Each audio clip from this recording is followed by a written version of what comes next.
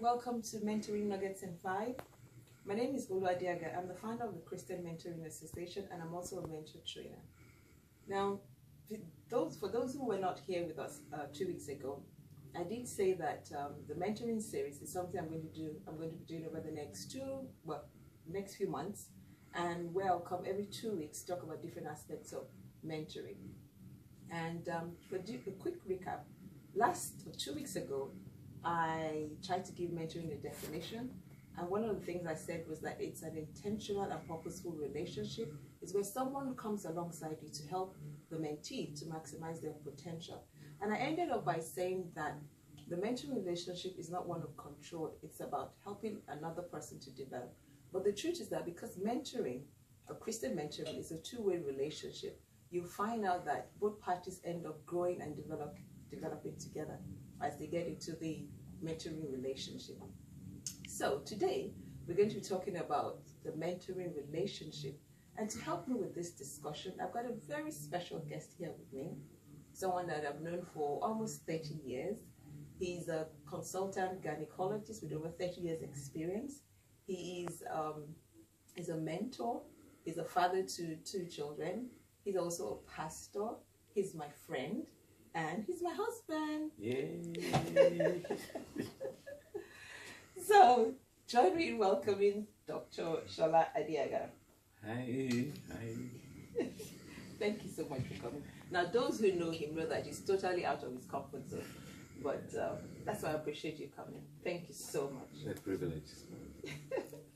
Now, before we go on, now he doesn't know this, but today is actually anniversary, a proposal anniversary. He actually proposed to me almost 28, 29 years ago on this day. Yeah. So happy anniversary to you. Happy anniversary. I proposed on London Bridge. Oh my goodness. Bridge. Anyway, so let's get started. Okay. The first question I'm going to ask you is, why mentoring? Why would anyone want to get involved in a mentoring relationship? Well, I actually believe that everyone needs and will benefit from journeying with somebody who is more experienced. You know, the traditional concept of mentoring is that somebody who's older, who's done life, more experienced, comes alongside somebody else to just journey in life with them. And I always say to younger people that, particularly men, that nobody has any business making the mistakes that we've made before. And it also reminds me of a quote by a gentleman called Brandon Moore, where it says, sharp people learn from their mistakes, but the really smart ones learn from other people's mistakes. Can you say that again so that listeners can hear? Okay. Sharp people learn from their mistakes, right, but the really smart ones learn from other people's mistakes. Thank you. And that encapsulates the entirety of mentoring, particularly when it's intentional, that somebody who comes alongside another person and you benefit from their experience, you benefit from their guidance, you benefit from even learning from the mistakes they've made and constructive feedback. But the other side of it, which you've already mentioned, is that both mentor and mentee benefit in that relationship. And I always say as well that every single person owes it to humanity to pour into someone else's life and become a mentor to somebody as well and make a difference in someone's life. We're all created to make a difference. Absolutely. In the lives of others. Absolutely. But the other question is, does the mentoring relationship does it have to be formal? Well, it's interesting because in all the various relationships that we have as human beings, whether in marriage relationship, parent-child relationship, even in friendships, it's interesting that we're constantly rubbing off on each other, learning from each other, picking up things from each other. And in a sense, it's some informal, subconscious mentoring that's taking place. You know, like I said to you sometimes that I'm learning from you and I call you my mentor. The challenge though, you know, he's actually an expert in mentoring because I've got a master's in Christian mentoring, and when I was in my dissertation and assignments, all the books I read, everything he too read, so he knows a lot about mentoring. He's qualified. Sympathetic, really. Yeah. The danger though is when you're not intentional about mentoring in those relationships, as I mentioned, you pick up both the good and the bad. And the whole idea of mentoring in a formal sense is that your expectation is that you're learning the good things, the mentor is pouring into you, and it becomes a positive learning experience. Okay, you said something about parent-child. Yes. So does it mean a parent can mentor a child? Yes. If you look at it in the context of helping somebody to grow, coming alongside them, a parent can come alongside a child, help them to grow, and help them in their developmental years.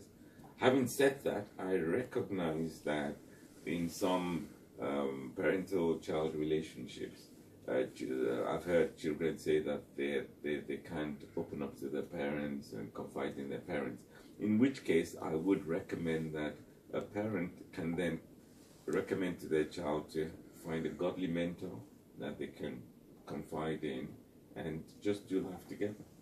So if a parent, or rather if a parent is not able to, or actually not that it's not able to, so the idea is get your children to get godly mentors. I would say the parent has a role to play in helping in help, yes. But if the children are older, of course they'll find their own mentors. Absolutely. It's just to encourage them to find their mentors. Yes. Right? Okay. So the next question is, how does one go about choosing a mentor? Okay.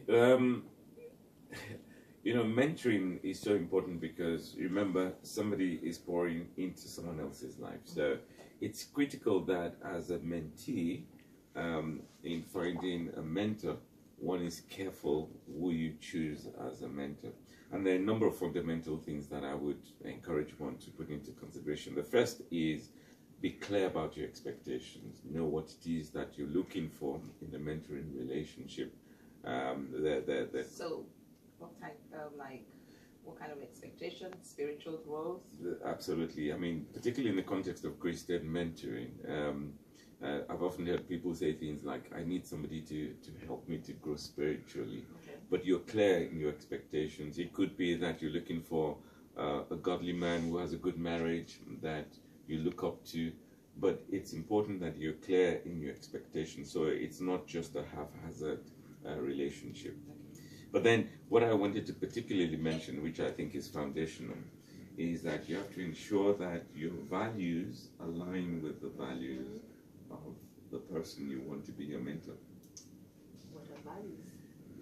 Well, I guess in a simplistic sense, it speaks for itself. Values are the things you value. I mean, values are the things that are important to you, the important things that are your core beliefs, the things that are the center of who you are, because they determine your actions, your disposition, your perspective in life. So your values are those things that are central to your being.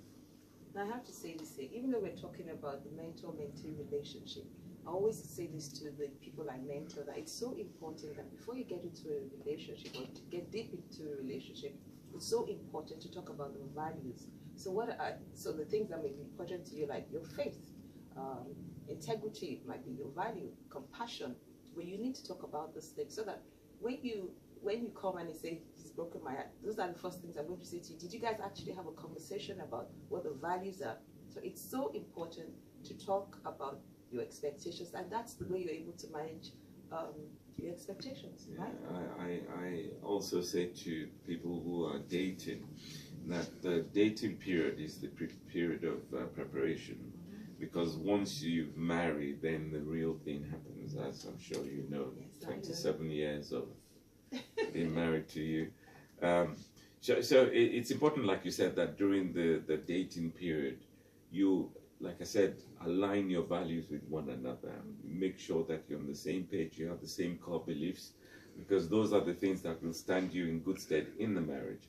But it's the same as in a mentoring relationship. Okay, thank you so much. We're going to leave that here today.